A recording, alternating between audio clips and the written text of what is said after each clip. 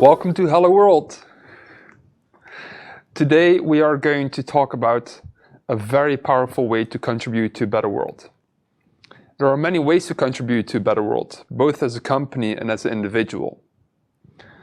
One way to do that is social entrepreneurship. With social entrepreneurship, you develop, fund, and implement solutions to cultural, social, or environmental issues. At Stratiteq, for example, we have a project where we help unprivileged youth in Moldavia. Luckily, we also have a good example, or many good examples, in the Swedish corporate world, like IKEA. They have a project where they help all types of entrepreneurs around the globe to make products and sell it at your local IKEA store. When IKEA does these things, they have a possibility to make an extremely good impact on the world, but it can also get complex pretty quickly. Today we speak with Åsa Skogström. She is managing director of the social entrepreneurship part of IKEA. She has more than 20 years of experience, both in the corporate world, but also in the non-profit world. Normally, she travels around the world to help to partner up with local entrepreneurs. But today, we are very lucky because she's here with us in the studio. Welcome, Åsa. Thank you very much. Nice to be here.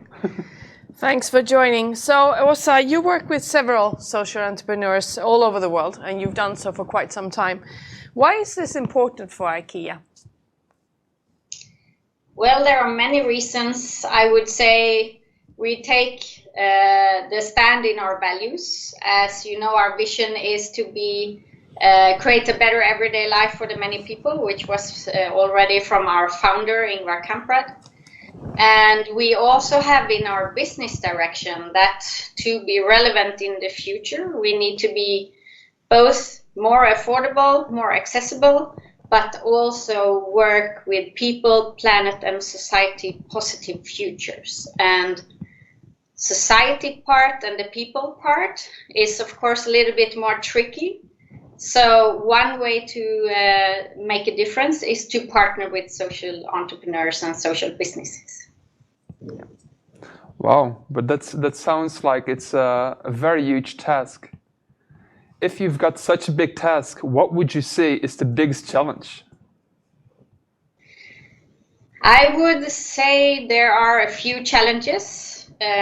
Of course, one that you probably think of instantly is that social entrepreneurs are not as large when it comes to quantities, and a small entity meeting a very large entity can bring some challenges when interacting, which also, of course, affects things like speed and different layers of complexity when it comes to, for instance, compliance and other things. Yep.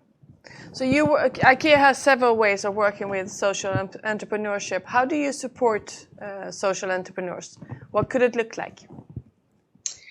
Well, we have a few different ways of working. We have some that we work with in supply, which you've already touched a little bit upon. Those are larger social enterprises. We work with some in India, in Thailand, in Jordan, and a few other places that deliver beautiful products co-designed with IKEA designers in collections or to our running range in our stores.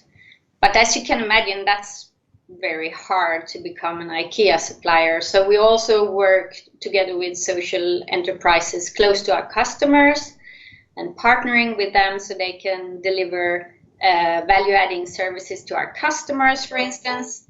They can also work with services to our offices. And the last part is that we have decided to support the movement of social entrepreneurship. So we also do accelerators where we invite 10 to 20 different social enterprises, which we support by engaging our co-workers, But so it's a lot of non-financial support and coaching and creating networks.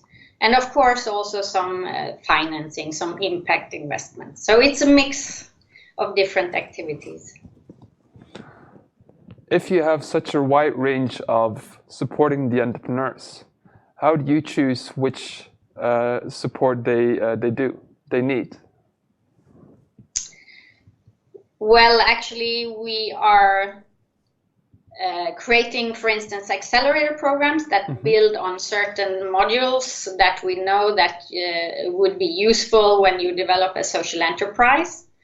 And then we have different ways of working. So in some accelerators, it's more tailor-made, and there are coaches following the social business and adding those modules when needed. We also have a few where it's more like a structured online learning.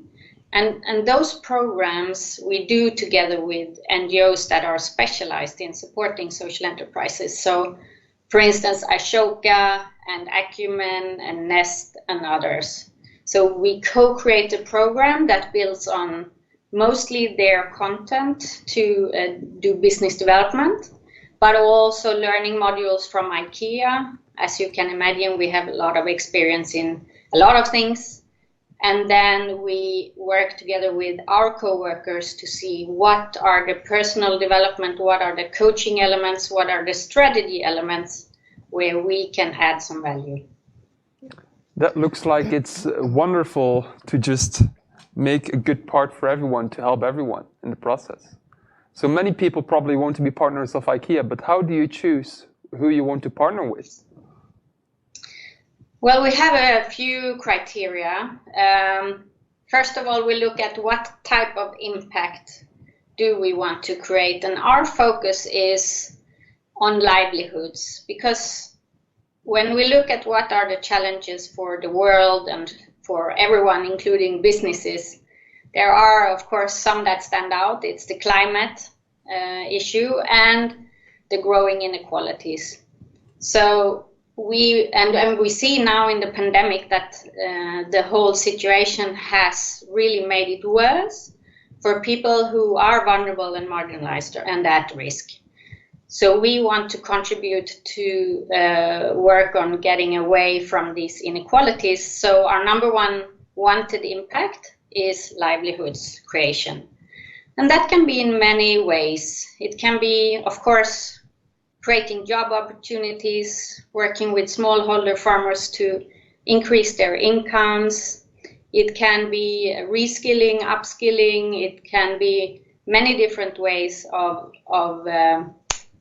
creating sustainable livelihoods. It's not only about income, but of course, the basis is to have enough funds that you can live a decent life. Yeah. So you've worked with social entrepreneurs for many years, actually, even before IKEA as well. You worked with as a CEO for the Hunger Project, for example. What would you say are maybe cultural challenges? So I don't know how to express it actually, but when you go to countries where you meet people who are not as well off as we are in the Western world, and we want to help out and we come with the best intentions, but sometimes we maybe don't have an understanding for what they actually need or how they actually view things and so on. How do you approach people in that situation so that you can meet each other with dignity and not sort of push them in a direction that we find good but might not fit with their culture wishes, for example, or ways of life, ways of living? How do you view that challenge, and what's your experience? Kim, that's a super important topic that you bring up there, because what is not needed in the world is more top-down solutions where we impose things on others. So for us, it's about finding relevant social entrepreneurs that are from that area. So we try to work with grassroots up, and of course they know the context of the situation. We're also, before we start to work in a region, we do an analysis of the social context together with both our local partners and if we have local IKEA offices and different organizations. So what are the challenges here, both when it comes to vulnerability, as you were on to what are the traditions, what are the cultural differences, and also to try to understand what are the root causes of why it looks like it does. But I think the key is that people need to be engaged in their own development. You cannot develop someone else.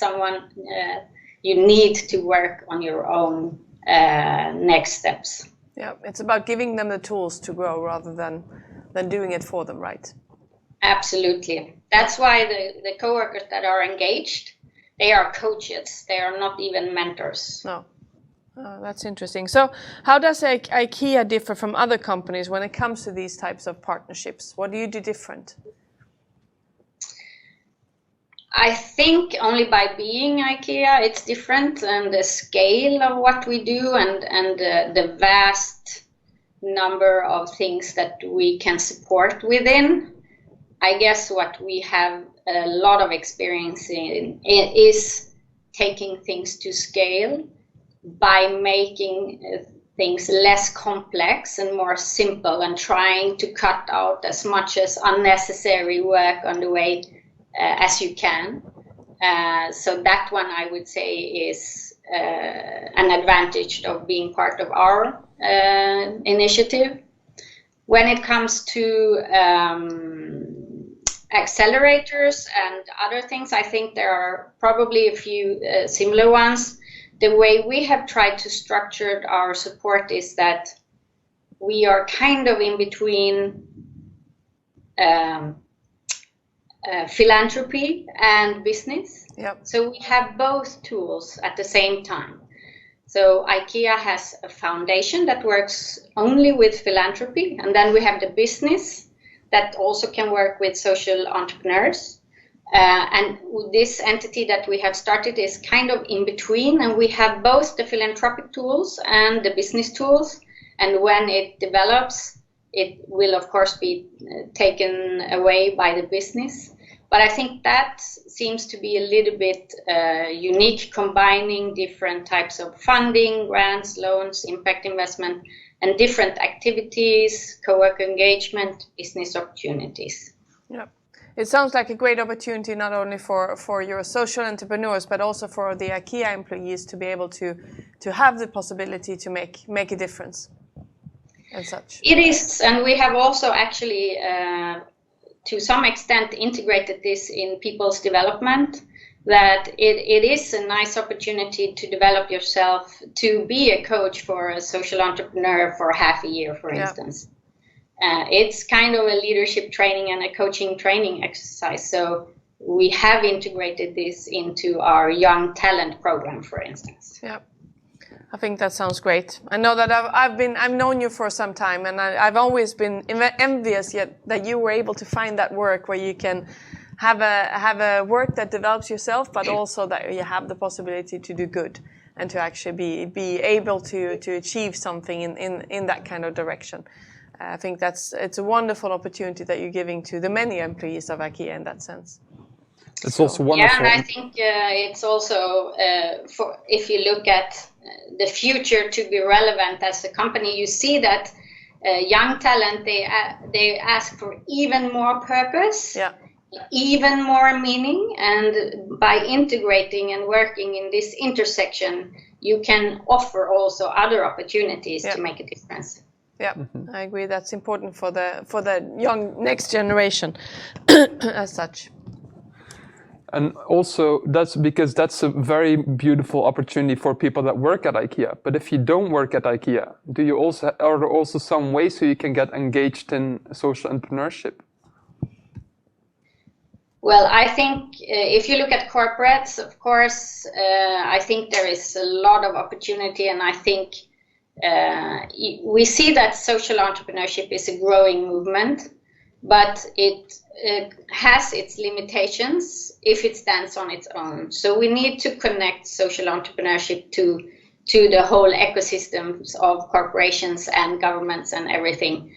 And be more collaborative in our approaches, and also to share and learn from each other. I think as a corporate you can also learn from approaches from social entrepreneurs that put the social dilemma in the center and work for impact, and then learn approaches and ways to be more inclusive.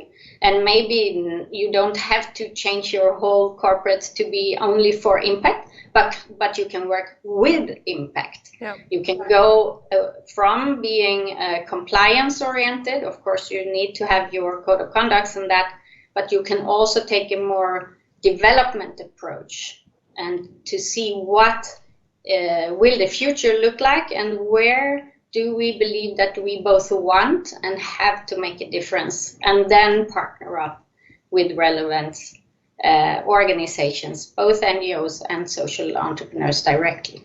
Yeah.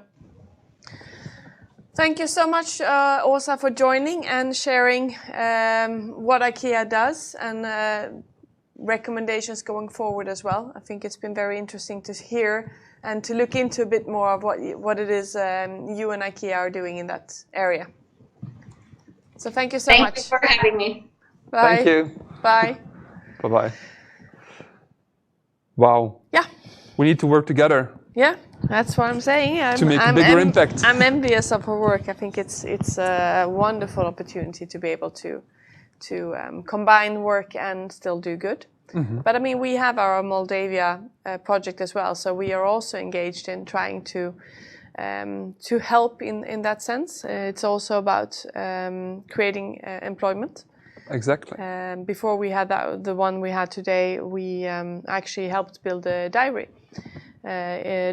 in Moldavia as well to create.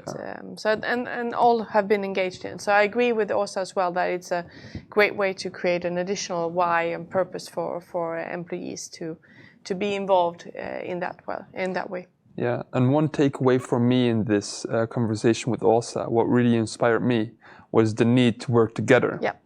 Because if more corporations are working together, and also more companies are working together, you can make a bigger impact together. Of course. And also as an individual, you can just ask your company, okay, what are you doing to contribute? Yeah, I think it's a good way of putting pressure on change in Indeed. that sense. Yeah. So. Thank you all for watching. And make sure to follow us on LinkedIn so you don't miss any future episodes. Thank you. Bye-bye. Bye-bye.